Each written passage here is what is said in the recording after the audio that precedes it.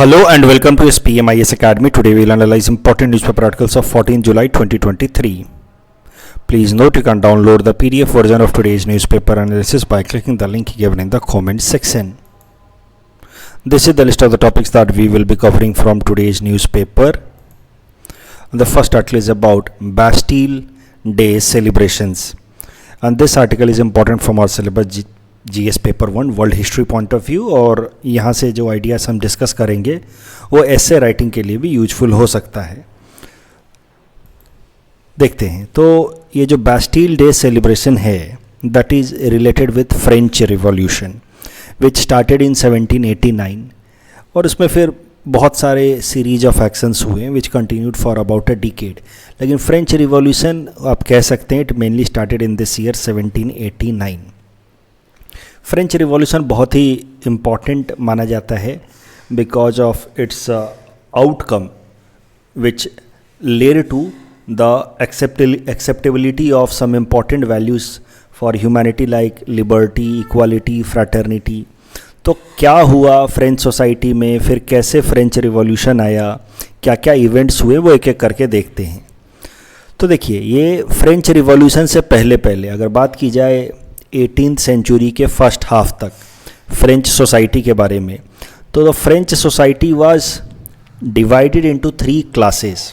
3 groups में divided था जिसको स्टेट्स कहते थे. The first state would include clergy state. Clergy मतलब जो लोग रिलीजियस पीपल हैं, रिलीजन से रिलेटेड जो लोग हैं, जो हमारे यहाँ पे मौलवी और ये लोग कहे जाते हैं, तो clergy state. Second state was nobility state, मतलब those people who belong to the higher class और कास्ट, तो वो लोग सब नोबिलिटी स्टेट को बिलोंग करते थे. The third state was the working man state, यानी कि काम काज करने वाले लोग. उसमें भी अलग अलग कैटेगराइजेशन था. कुछ बड़े बिजनेसेस थे, कुछ पीजेंट्स थे, कुछ स्मॉल पीजेंट्स थे, but all the working class would be categorised और were categorised as part of third state. अब अगर आप देखोगे फ्रेंच सोसाइटी को फ्रेंच रिवॉल्यूशन से पहले, तो थर्ड स्टेट के ऊपर तमाम सारे बर्डन थे, जैसे टैक्स वगैरह उन्हीं को भरना था, फर्स्ट और सेकेंड स्टेट को, यानी कि नोबल क्लास और क्लेर्जी क्लास को टैक्स वगैरह भरना नहीं था, टैक्स से एग्जेम्पशन रहता था उनको कई सारे प्रिविलेजेस अवेलेबल थे. फर्स्ट एंड सेकेंड स्टेट को कई सारे प्रिविलेजेस अवेलेबल थे जो थर्ड स्टेट के लोगों को अवेलेबल नहीं थे.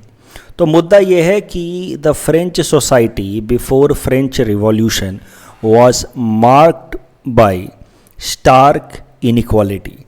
The third state were subjected to all kind of limitations while the first and second state enjoyed all the privileges. जबकि जस्टिस इंश्योर कराने के लिए क्या होना चाहिए, जो इंसान या जो ग्रुप ज़्यादा बर्डन लेगा, ज़्यादा रिस्पॉन्सिबिलिटीज़ निभाएगा, उसको उतने ही ज़्यादा प्रिविलेजेस मिलने चाहिए.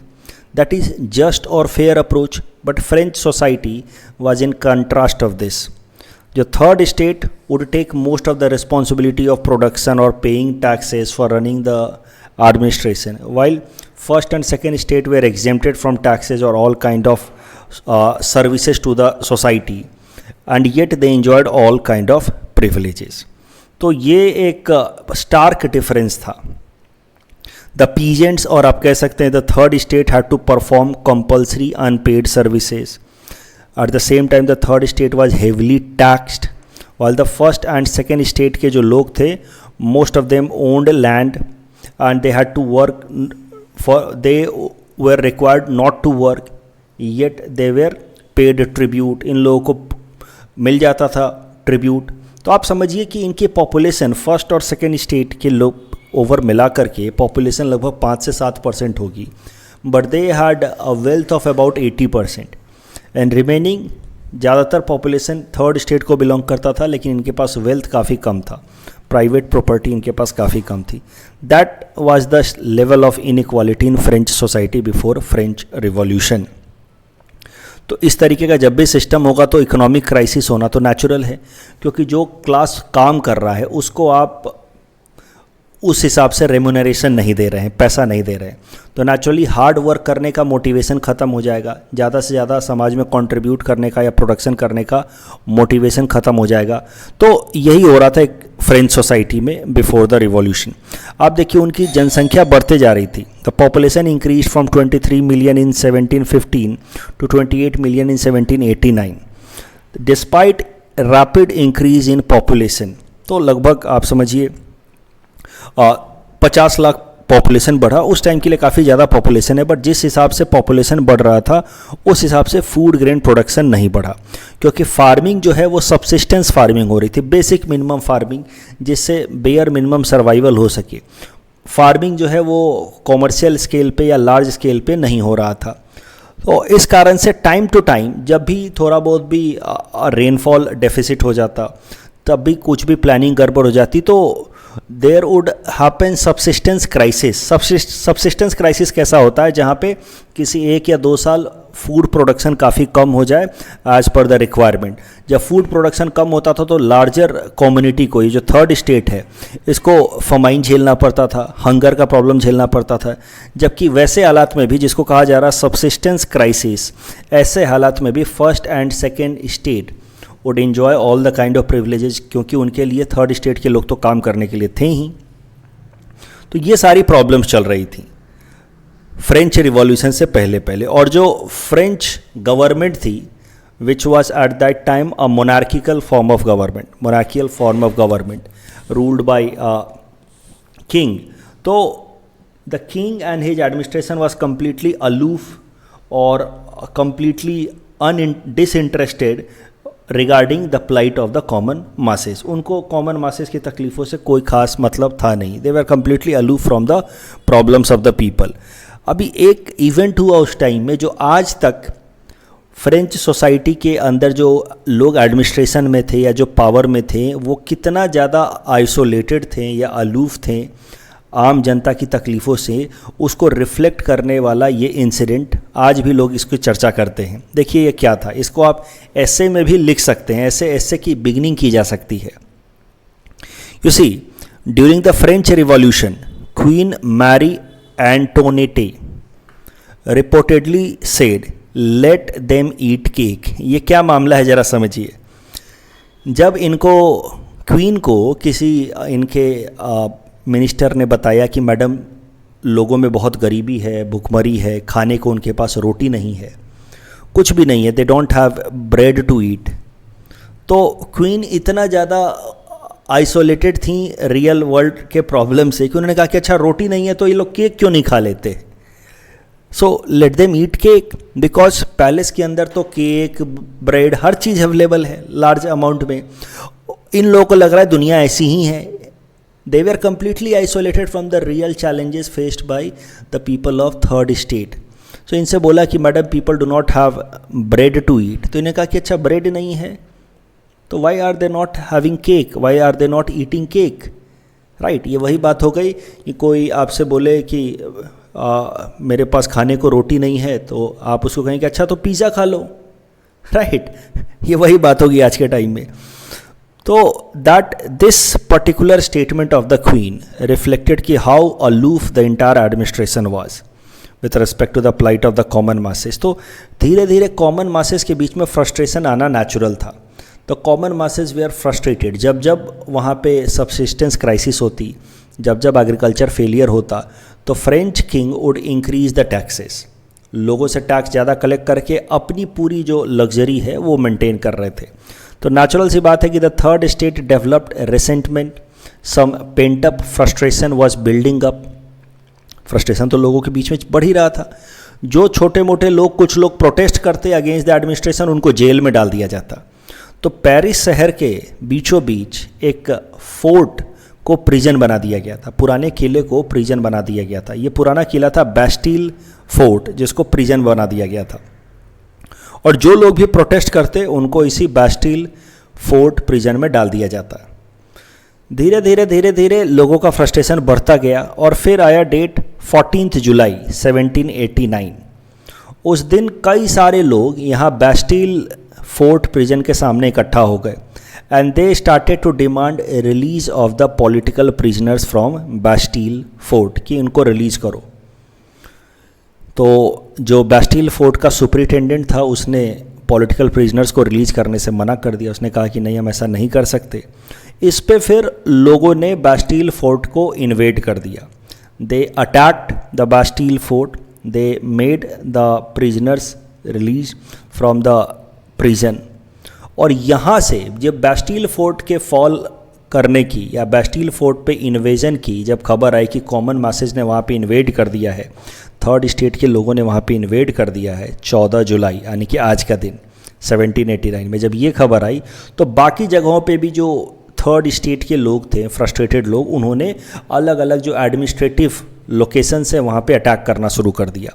सो यू मे से कि the fall of the Bastille fort या फिर invasion of the Bastille became the symbol of people's revolution that had begun on this day. तो 14 जुलाई को ये जो इवेंट हुआ, इसी को कहा जाता है बिगिनिंग ऑफ फ्रेंच रिवॉल्यूशन, क्योंकि अलग अलग जगहों पे फिर लोगों ने एडमिनिस्ट्रेशन के अगेंस्ट रिवॉल्यूशन करना शुरू कर दिया। अलग अलग जगहों पे जो एडमिनिस्ट्रेटिव लोग थे उनके खिलाफ वायलेंस हुआ and ultimately the king was also captured. और king Louis 16, the king Louis 16 was also captured और उसका गिलोटिन कर दिया गया। गिलोटिन मतलब ऐसे गला काट करके उसको पनिशमेंट दिया गया, कैपिटल पनिशमेंट लोगों द्वारा। सो आप इस इमेज में देख सकते हैं, I guess that makes him Louis the last, he was known as Louis the 16। तो पूरा उनका अपना एक लीनियज चल रहा था खानदानी, Louis 15, Louis 14 and then he was Louis 16। तो लोग गिलोटिन करते टाइम में कह रहे थे कि now this is Louis the last. तो Louis 16 had tried to enact reforms but he could not, and that is how ultimately he was captured by the people and guillotined. And this is how French Revolution matured. लोगों ने king को हटा दिया, monarchy को ख़त्म कर दी and they established Republic form of government, French Republic. उसके अलावा एक सिग्निफिकेंट इवेंट हुआ। फ्रेंच रिपब्लिक इस्टेब्लिश करने के बाद the people of France declared a document जिसका नाम था declaration of rights of man and citizen. देखिए, एक डॉक्यूमेंट इन्होंने बनाया और उसको अनाउंस किया, declaration of rights of man and citizen. देख करके आपको लग रहा होगा, आपको देख करके समझ आ जाएगा कि declaration of rights of man मतलब it is talking about human rights, कि कोई भी इंसान अगर इनके टेरिटरी में है, चाहे वो फ्रेंच सिटीजन है या नहीं है, उसके क्या क्या अधिकार होंगे। तो declaration of rights of man, they are talking about human rights और fundamental rights. And declaration of the citizens यानी कि फ्रेंच सोसाइटी का जो सिटीजन है उसके क्या क्या अधिकार होंगे। तो declaration of the rights of citizen is basically political rights, वो अपने लीडर को चुनेगा, रिपब्लिकन फॉर्म ऑफ गवर्नमेंट होगा। And declaration of man was basically human rights या फंडामेंटल राइट्स। तो यू कैन से कि French revolution laid a solid foundation for the concept of human rights, fundamental rights and political rights. और ये जो declaration of rights of man and the citizen है, that declaration or that document heavily emphasized on the idea of liberty, equality and fraternity। ये तीनों state के बीच के लोगों के बीच में इतना सारा डिफरेंस, थर्ड स्टेट के लोगों के ऊपर इतना सारा रिस्ट्रिक्शन, ये सारी चीज़ों को अनजस्ट डिक्लेयर किया। थर्ड स्टेट के लोगों को फ्री डिक्लेयर किया गया, सारे लोग बराबर हैं, सारे लोगों के बीच में एक ब्रदरहुड की फीलिंग होनी चाहिए। ये नहीं कि हम नोबल क्लास है, हम क्लेर्जी क्लास है, ऐसा नहीं चलेगा। And that is how French revolution से ये तीन बेसिक वैल्यूज़ जो आज भी सिविलाइजेशनल या ह्यूमन वैल्यूज़ की तरह देखे जाते हैं, they emerged out of French revolution. अब फ्रेंच सोसाइटी को माना जाता है as a harbinger of such modern ideas, जिन्होंने ये मॉडर्न आइडियाज़ को हमारे दुनिया को इंट्रोड्यूस कराया है। लेकिन आज के डेट में फ्रेंच सोसाइटी में ही इन सारे आइडियाज़ की क्राइसिस देखी जा रही है। ये हमारा आज का टॉपिक है नहीं, लेकिन मैं थोड़ा सा डेविएट होकर के इसको करंट डे पे लाता हूँ। आपको पता है कि फ्रांस में अभी कुछ दिनों पहले काफ़ी सारे राइट्स हुए। राइट्स के पीछे बड़ा कारण था, वहाँ पे एक 17 ईयर ओल्ड बॉय को, नाहेल नाम के लड़के को मार दिया गया बाय पुलिस। पुलिस का कहना है कि वो सस्पिशियस एक्टिविटीज़ कर रहा था एंड ऑल, बट उसके बाद बहुत सारे दंगे हुए। दंगे इसलिए हुए क्योंकि कई सारे लोग जो फ्रांस में धीरे धीरे over a period of time जा कर के सेटल हुए हैं as a result of globalisation. तो earlier France welcomed them as a cheap labour, but the French society is not willing, जो ओरिजिनल वाइट फ्रेंच मैन और French society is not willing to give these migrant workers who have settled in France, who have got otherwise citizenship of France, they are not being given equal treatment as a equal French citizen. They at best get second class citizen treatment.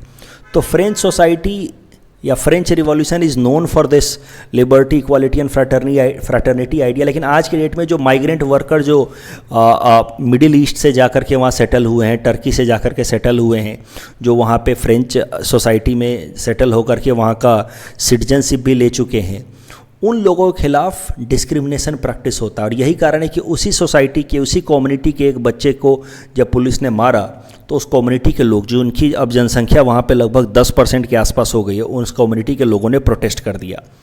तो आज के date में does France still stand for the idea of liberty, equality, fraternity? That is questionable because of many such events where the migrant population are treated as second class citizen or with discrimination. चलिए, ये सब तो सारी कहानी हो गई। बैस्टील day के बारे में आपने सुना, 14 जुलाई, that led to the beginning of French revolution. तो बैस्टील डे, जैसे हमारे देश में हम लोग इंडिपेंडेंस डे को सेलिब्रेट करते हैं, रिपब्लिक डे को सेलिब्रेट करते हैं, फ्रेंच सोसाइटी सेलिब्रेट्स बैस्टील डे। उस दिन वो लोग फ्रेंच नेशनल डे परेड निकालते हैं। तो इस साल के बैस्टील डे सेलिब्रेशन में हमारे प्रधानमंत्री Narendra Modi ji has been the guest of honour for France. तो ये इंडिया के लिए भी एक मैटर ऑफ प्राइड है, हमारे प्रधानमंत्री जी को उन्होंने बैस्टील डे सेलिब्रेशन में गेस्ट ऑफ ऑनर बनाया है। मिनिमम जो बातें याद रखनी है, French revolution 1789, French society was divided into 3 class, first state clergy class, second state noble class, and third state the common masses. The third state were subjected to all liabilities but no privileges, and these two classes enjoyed all the privileges but no liability. And French society, because of this stark inequality, would frequently witness subsistence crisis. And subsistence crisis happened frequently because of poor economic management by the king. तो king के खिलाफ protest होते रहे। Ultimately, one massive protest on 14 July 1789 that led to fall of Bastille Fort prison and beginning of French Revolution. French Revolution led to establishment of French Republic system, and it also became basis for the modern values like liberty, equality, fraternity, which were mentioned in the document Declaration of Rights of Man and Citizen. The next article is about European Parliament raises Manipur violence issue, and this topic is important from our syllabus GS paper 2 international relations point of view. European union, Europe के 27 देश जो green colour से हमने यहाँ दिखाए हैं, these 27 countries together make European Union, which is a kind of political bloc. पहले इसमें 28 देश थे, यूके भी इसका हिस्सा था, लेकिन फिर यूके पुल्ड आउट, जिसको हम लोग ब्रेक्सिट नाम से जानते हैं। तो अब ये 28 के जगह पे 27 देश हो गए हैं जिनका एक बड़ा सा पॉलिटिकल यूनियन है। पॉलिटिकल यूनियन का मतलब है कि बहुत सारे फैसले या कानून ये मिल करके बनाते हैं, बहुत सारे कानून ये मिल करके बनाते हैं। जैसे आप कह सकते हैं, just for the sake of explaining things, India is a political union of 28 states. तो कई सारे कानून यूनियन लेवल पे बनते हैं ना, कई सारे स्टेट लेवल पे बनते हैं। वैसे ही these are political union of 27 states. तो आफ्टर वर्ल्ड वॉर 2 यूके के प्राइम मिनिस्टर उस टाइम के विंस्टन चर्चिल ने ये आइडिया प्रपोज किया। उन्होंने कहा कि यूएस, वर्ल्ड वॉर 2 के बाद विंस्टन चर्चिल ने प्रपोज किया कि आज अमेरिका इतना पावरफुल इसलिए है क्योंकि उसके 50 स्टेट्स एक साथ मिल करके एक पॉलिटिकल यूनियन की तरह काम कर रहे हैं।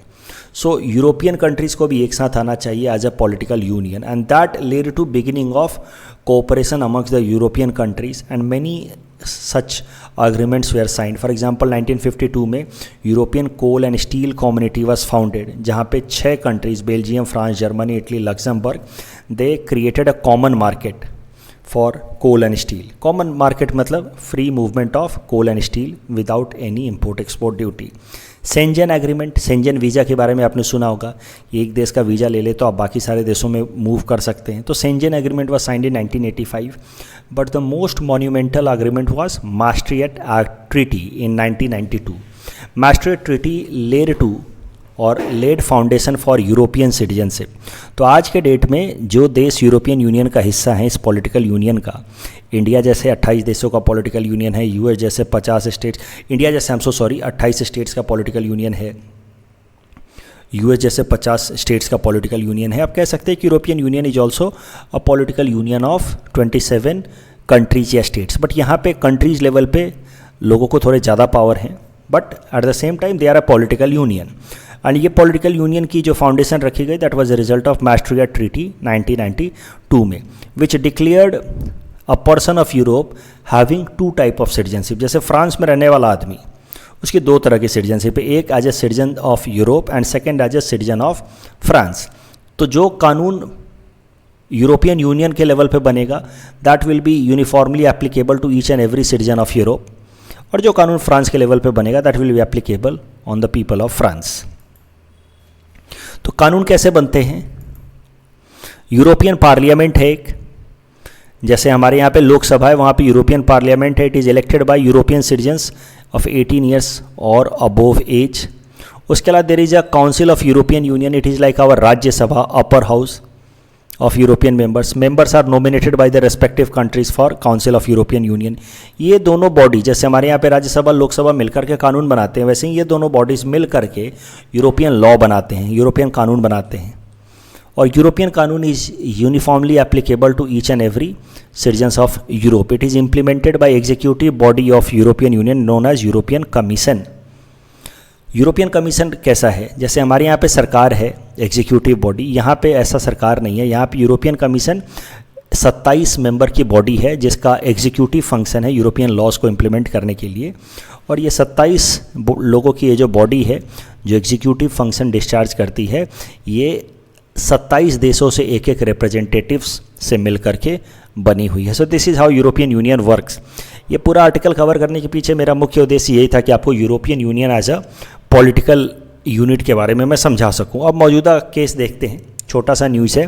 European parliament has adopted a motion on Manipur violence. उन्होंने कहा है कि इंडिया के साथ रिलेशंस, यूरोपियन यूनियन का जो भी रिलेशन है, उसमें ह्यूमन राइट्स या democratic values should be core. तो इनडायरेक्टली आप कह सकते हैं कि मणिपुर पे रिजोल्यूशन पास करके या मणिपुर पे एक मोशन एक्सेप्ट करके फिर वो कह रहे हैं कि ह्यूमन राइट्स या democratic values are core while engagement with India.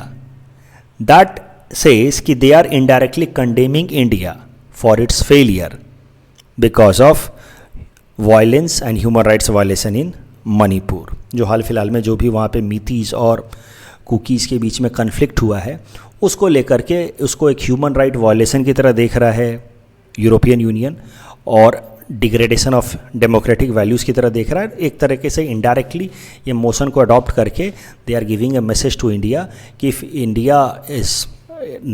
India does not stop such kind of incidents, तो in future there might be some turbulence in India European Union relations. इस पे ऑफ कोर्स इंडिया का जो जवाब आना था वो expected है. India said and that is true also कि Manipur is an totally internal matter of India and European union has no locus standi of passing any motion on this particular matter. लेकिन चाहे जो भी हो, अभी इंडिया और European union के economic relations काफ़ी अच्छे हैं. यूएस के बाद इंडिया और यूरोपियन यूनियन का जो ट्रेड है वो दूसरे नंबर पे आता है. मतलब आप कह सकते हैं कि European union is India second largest trade partner after US. पहले सबसे ऊपर चाइना हुआ करता था, लेकिन हाल फिलहाल में यूएस के साथ ट्रेड हमारे बढ़े हैं, थोड़े से यूरोपियन यूनियन के साथ भी बढ़े हैं. आप कह सकते हैं कि जो 3 सबसे इम्पॉर्टेंट हमारे ट्रेडिंग जो कंट्रीज़ हैं या ग्रुप्स हैं, US, China and European union. तो और India European union free trade agreement भी डिस्कस कर रहे हैं। तो ऐसे हालात में अगर इस तरह के इंसिडेंट्स के कारण अगर कुछ टेंशंस होते हैं तो that will have direct negative impact on economic ties between the two sides and that will negatively impact the economic potential that these two groups hold. The European Union is a political union of 27 European states. Maastricht Treaty of 1992 laid basis for European citizenship and European Parliament. Recently, European Parliament raised human right violation issue in India because of Manipur violence. Abhi European Union is important for India, considering that it is India's second largest trading partner. And India-European Union Free Trade Agreement is also being negotiated. तो अगर इस तरह के और सारे incidents निकल कर के आएंगे तो this free trade agreement might suffer. The next article is about UPI, unified payment interface to work in France, and this topic is important for our syllabus GS paper 3 Indian economy point of view. तो देखिए, हाल फिलहाल में आपको पता है कि हमारे प्रधानमंत्री नरेंद्र मोदी जी फ्रांस विजिट पे हैं, और फ्रांस में इंडियन डायस्पोरा से बातचीत करते हुए हमारे प्रधानमंत्री जी ने दो इम्पॉर्टेंट अनाउंसमेंट किए। पहला, उन्होंने कहा कि now UPI will be functional. जो यूपीआई का इस्तेमाल करके हम लोग क्यूआर कोड स्कैन करके पेमेंट करते हैं थ्रू गूगल पे, फ़ोन पे, भीम, तो now under a new initiative UPI will be functional in France also. तो यूपीआई की शुरुआत होगी आईफिल टावर से। तो आईफिल टावर के पास जितने भी टूरिस्ट अब जाएंगे इंडिया से, they can use UPI for making payments in rupees.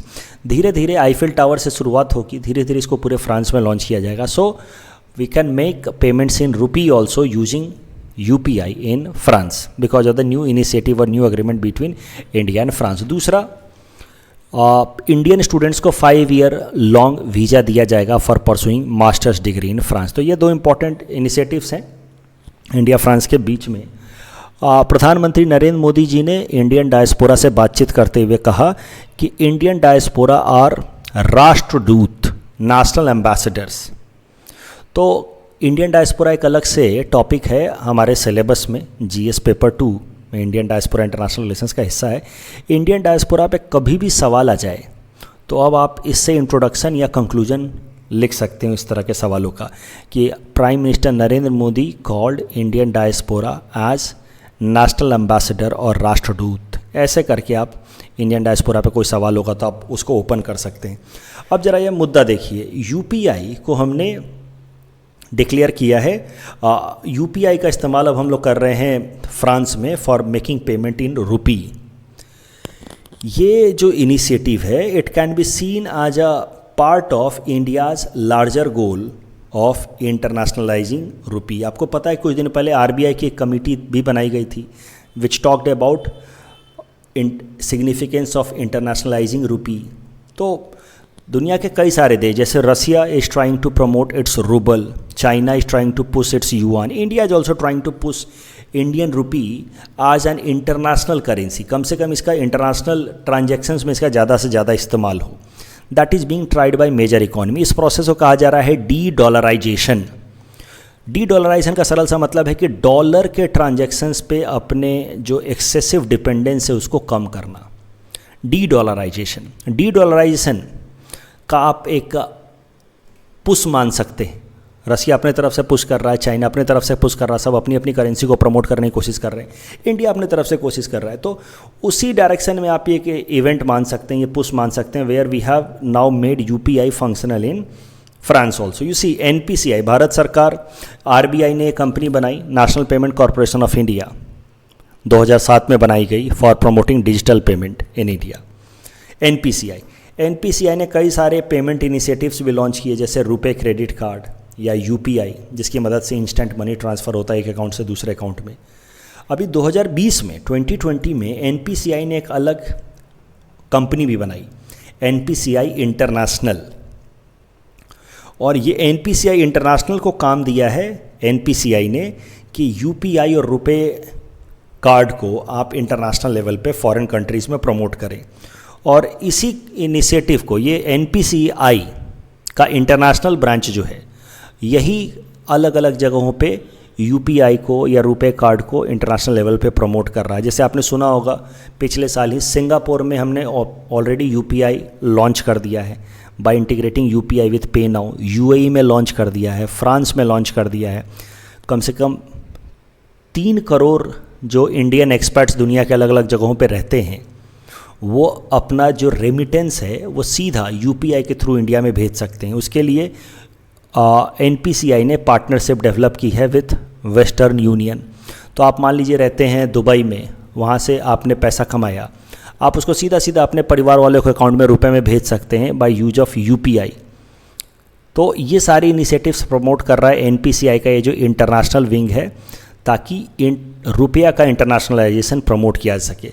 तो डी डॉलराइजेशन सारे देश अपने अपने तरीके से कोशिश कर रहे हैं, यानी कि यूएस के करेंसी या यूएस डोमिनेटेड जो फाइनेंशियल इंस्टीट्यूशंस है उसके ऊपर डिपेंडेंस को कम करने की कोशिश सारे देश अपने अपने तरीके से कर रहे हैं। De dollarization is phenomena which is very much in news. तो इससे आने वाले टाइम में मेंस में सवाल बन सकता है, प्रीलिम्स में भी सवाल बन सकता है। यू सी, डी डॉलराइजेशन का मेन मतलब तो क्या होता है?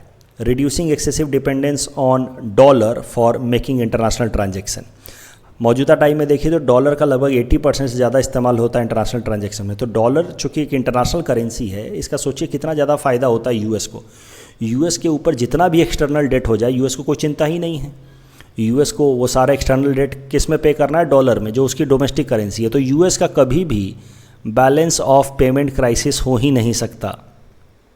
जैसे इंडिया का देखिए, इंडिया को फॉरेक्स रिजर्व मेंटेन करना होता है डॉलर्स में to avoid balance of payment crisis. अगर सोचिए हमारा एक्सटर्नल लोन रुपए में होता तो we would never face balance of payment crisis. In case of such scenarios we would print rupee and pay back. तो अपने देश की करेंसी को इंटरनेशनल लेवल पे प्रमोट करने का ये फ़ायदा होता। अभी यूएस की करेंसी एक इंटरनेशनल करेंसी है और इस कारण से यूएस का डोमिनेंस पूरे दुनिया भर पे सबसे ज़्यादा है। यूएस को सुपर पावर अगर आप पूछें कि क्या बनाता है, सबसे एक फैक्टर अगर गिनाया जाए, उसकी आर्मी, उसका इकोनॉमिक स्ट्रक्चर, उसके जो टेक कंपनियां हैं या उसकी करेंसी, तो आई वुड से उसकी currency the most significant factor that makes US super power is it's currency. अब दुनिया के सारे देश उसकी करेंसी पे ओवर डिपेंडेंस को कम करने में लगे हैं। इसी को कहा जा रहा है डी डॉलराइजेशन। अगर डी डॉलराइजेशन को थोड़ा सा लार्जर फॉर्म में देखा जाए, एक्सटेंडेड फॉर्म में देखा जाए, तो it is not just reduction on और एक्सेसिव डिपेंडेंस अपॉन डॉलर को रिड्यूस करना। डी डॉलराइजेशन को अगर लार्जर फॉर्मेट में देखा जाए तो it is not just reducing excessive dependence on dollar, but it is also reducing excessive dependence on institutions that are dominated by US, जैसे कि IMF, World Bank and all. तो IMF या World Bank ये सब US backed institutions हैं, उसमें US की voting share सबसे ज़्यादा है। इसी कारण से इन पे एलिगेशंस लगते रहते हैं कि दीज इंस्टीट्यूशंस डायरेक्टली और indirectly favour the US interest, and that is why world countries like India, China, Russia, they are promoting alternate system in the form of BRICS bank या एशिया इंफ्रास्ट्रक्चर इन्वेस्टमेंट बैंक। तो you can say कि ये जो institutions बनाए जा रहे हैं they are also part, larger part of de dollarization. ये जो ऑल्टरनेटिव इंस्टीट्यूशंस बनाना, यूएस बेस्ड इंस्टीट्यूशंस पे डिपेंडेंस को रिड्यूस करना, इसकी इंपॉर्टेंस समझ आई रसिया यूक्रेन वॉर स्टार्ट होने के बाद। रसिया और यूक्रेन वॉर जब शुरू हुआ तो यूएस ने रसियन बैंक्स का स्विफ्ट ट्रांजैक्शन या स्विफ्ट मैसेजिंग सिस्टम बैन कर दिया, जिस कारण से रसियन बैंक्स को काफ़ी ज़्यादा नुकसान झेलना पर रसिया का सारा इंटरनेशनल ट्रेड जो है वो फ्रीज हो गया। तो स्विफ्ट है क्या? स्विफ्ट का फुल फॉर्म है society for world interbank financial telecommunication system. Basically Swift is a messaging system. अभी देखिए हमारे देश में एसबीआई से पीएनबी के अंदर, एसबीआई के किसी अकाउंट से पीएनबी के अकाउंट में पैसा डालना हो तो मैसेज आ जाता है ना, this much credited, this much debited. वो मैसेज जो है ओवरऑल कौन रेगुलेट कर रहा है, किसके थ्रू आ रहा है? आरबीआई के थ्रू। लेकिन मान लीजिए इंटरनेशनल पेमेंट करना हो, बैंक ऑफ अमेरिका से पैसा आना हो एसबीआई में, तो वो कैसे आएगा? Through bureau of international settlement, वहाँ से आरबीआई और वहाँ से फिर एसबीआई के अकाउंट में आएगा। तो ये तो हो गया पैसा ट्रांजैक्शन का तरीका, लेकिन इसमें मैसेजिंग कैसे होगी? हाउ जिसके अकाउंट में पैसा है उसको पता चलेगा उसके अकाउंट में क्रेडिट हुआ, जिसके अकाउंट से पैसा जा रहा है उसके अकाउंट से डेबिट हुआ। तो इसके लिए एक मैसेजिंग सिस्टम है, Swift messaging system, which is managed by a cooperative society which is registered under Belgium law in Belgium. 1973 से स्विफ्ट मैसेजिंग सिस्टम काम कर रहा है। जब रसिया और यूक्रेन की लड़ाई हुई तो स्विफ्ट मैसेजिंग सिस्टम बंद कर दिया गया, बैन कर दिया गया रशिया के लिए, जिस कारण से रशियन बैंक्स को, रशियन कंपनियों को काफ़ी नुकसान झेलना पड़ा, उनका सारा इंटरनेशनल ट्रेड बंद हो गया। तो जब स्विफ्ट बैन लगाया यूएस ने, क्योंकि है बेल्जियम में भले ही, but it is US dominated institution, क्योंकि वेस्टर्न सारे जो यूरोपियन कंट्रीज़ हैं, all of them are allies, good allies of US, तो इंक्लूडिंग बेल्जियम। तो स्विफ्ट बैन जैसे ही लगाया रसिया को काफ़ी ज़्यादा नुकसान झेलना पड़ा, क्योंकि रशियन जो है डॉलर में ट्रांजैक्शन सीधा उनका बंद हो गया। तो स्विफ्ट बैन जब रसिया पे लगा, रसिया को इतना ज़्यादा नुकसान हुआ, तो इंडिया और चाइना जैसे देशों को ये बात अच्छे से समझ आ गई कि यूएस बैक्ड फाइनेंशियल इंस्टीट्यूशंस पे अगर हम डिपेंड करते हैं तो लॉन्ग रन में इसी का वो यूएस मिसयूज करके हमारा आर्म ट्विस्ट कर सकता है। अगर थोड़ी सी भी टेंशन हो गई यूएस के साथ, मान लीजिए वो हमारा भी स्विफ्ट बैन कर देगा और फिर हमारा भी सारा इंटरनेशनल ट्रेड फ्रीज हो सकता है। So this has prompted countries like India, China, Russia to incentive to further go for the process of de-dollarization, reduce excessive dependence on US currency and US backed institution. तो UPI now in France, ये तो एक छोटा सा event है, लेकिन इसको हमने लार्जर पर्सपेक्टिव में देखा कि यूपीआई को अलग अलग जगहों पे एनपीसीआईएल का जो इंटरनेशनल विंग है वो इसलिए प्रमोट कर रहा है because it is part of our larger game plan, that is de dollarization and promotion of Indian rupee at international stature, because we want to reduce our over dependence upon US backed institution and US backed currency. इस topic के basis पे prelims practice question हमने आपको दे रखा है। Please attempt this question and you can submit the answer in the comment section. The next article is about Guillain-Barré syndrome and this topic is important from our syllabus GS paper 3 science and technology point of view. देखिए, Guillain-Barré syndrome है क्या? एक auto immune disorder है caused by viral और bacterial infection. होता क्या है, मान लीजिए कि ये हमारा शरीर है, इस पे किसी वायरस या बैक्टीरिया ने अटैक किया, तो वायरस या बैक्टीरिया अटैक करेगा तो हमारा बॉडी जो है, हमारे बॉडी का जो इम्यून सिस्टम है वो हमें प्रोटेक्ट करने की कोशिश करेगा। तो our immune system will create defence in its own ways. लेकिन वो जो अपना डिफेंस क्रिएट करता है, हमारी इम्यूनिटी जब डिफेंस क्रिएट करती है तो वो इम्यूनिटी डिफेंस कभी कभार हमारे लिए ही नुकसान कर जाता है। वो हमारे बॉडी ऑर्गन्स को अटैक कर देता है, पैरालिसिस करा देता है। तो इसीलिए इसको कहा जा रहा है ऑटो इम्यून डिसऑर्डर। ये जो प्रॉब्लम हो रही है, मान लीजिए कि वायरस या बैक्टीरिया ने अटैक किया, तो इस वायरस या बैक्टीरिया के कारण कम दिक्कत होगी। हमारा जो बॉडी इम्यून सिस्टम रिस्पॉन्ड करेगा वो हमारे मसल्स को वीक कर देगा, नर्व सिस्टम में स्वेलिंग हो जाती है, मसल्स में स्वेलिंग हो जाती है। तो बॉडी में जो भी स्वेलिंग होती है, फीवर होता है, that is nothing but part of our auto immune response to some external stimuli.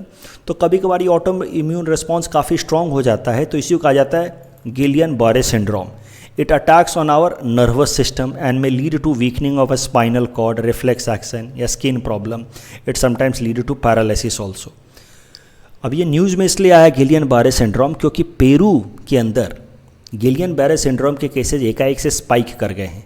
पिछले एक महीने में 150 से भी ज़्यादा केसेज आए हैं Guillain-Barré syndrome के, जिस कारण से पेरू की सरकार ने वहाँ पे 3 महीने का नेशनल इमरजेंसी डिक्लेयर किया है। इस टॉपिक के बेसिस पे प्रीलिम्स प्रैक्टिस क्वेश्चन हमने आपको दे रखा है। Please attempt this question and you can submit the answer in the comment section. Guillain-Barré syndrome, an autoimmune disorder, response of immune system against bacteria or viral infection.